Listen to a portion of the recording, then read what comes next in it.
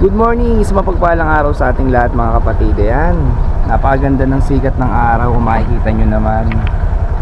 Ayan, so ngayong araw nga, syempre natutuwa ako dahil bukod sa okay na yung motor nating si Bente, ayan, magagamit ko na siya ngayon.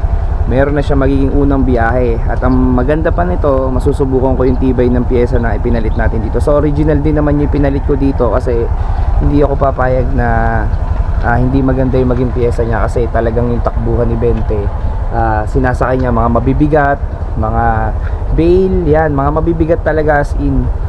Tapos tao, yan, dahil meron din naman tayong meron din naman ako kasing mga angkas na up. Yan, kaya binibigay natin yung best natin para sa kanya, yung mga pyesa.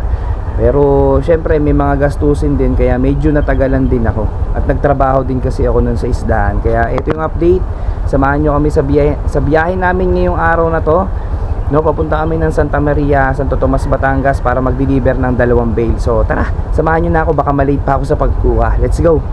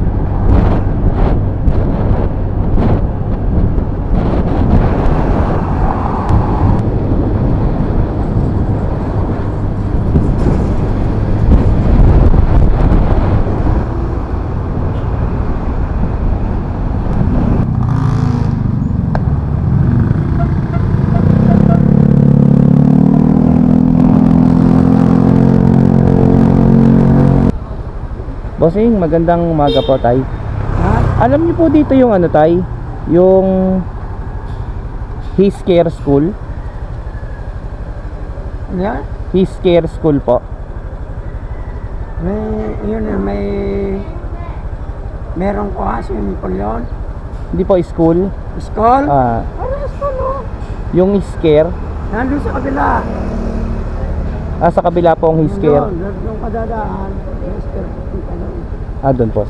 Salamat po. Dinis, ikot doon. Tapos, dire-diretsa. Medyo malayo ng konti dito. Sige tayo, salamat. Diretso ka ha. Pagdating ko sa kanto, may His doon. Okay, sige po, salamat po. Ma'am, ito po yung gunting. Ma'am, picturean ko lang yung bail ha. Ay, ikaw tulog. Salamat po. Ma'am, thank you po. God bless, ma'am. Thank you. So yun, nakauwi na nga ako.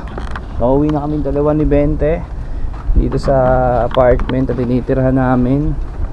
So patuloy lang tayo sa Lord at huwag tayong BBTU.